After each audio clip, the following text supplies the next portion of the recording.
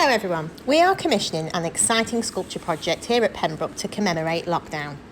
Artist James Sutton will be working in metal based on students' design work, and I just want to try and involve as many of you as possible. Whilst we created rainbows to support the NHS to hang in our windows, many artists have been inspired by the global coronavirus pandemic. All sorts of artists have used lockdown to capture this period in history. From fear and isolation to chaos and stockpiling to being inspired by heroes who've emerged from the crisis, so much art has been created.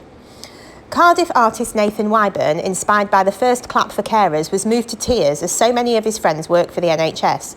So he asked NHS workers to send him their photos, and he digitally collaged them together to create an image of a health worker wearing a mask.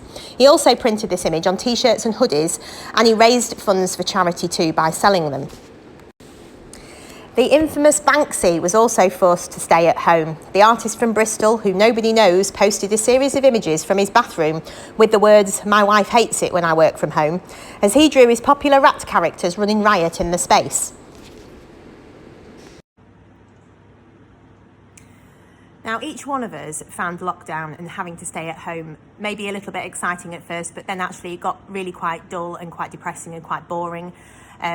The weather helped some days, it didn't help other days, then school was back open, then we were back in lockdown again. So it's been a really tough 18 months on everybody, and we need to capture that in a positive way in this sculpture project. So what I want you guys to do this morning, because I'm going to collate these as photographs and send them to James, our artist, to see what he can come up with, is I would like each one of you to write down a word that you associate with lockdown.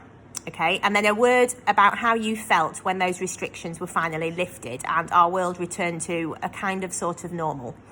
If your form tutor can then collate these either on the whiteboard or on post-it notes or on bits of paper, and they can put them into the two halves of sort of lockdown on one side and then post-lockdown on the other, or restrictions were lifted on the other side, and they can send me a photograph of what you guys have written down.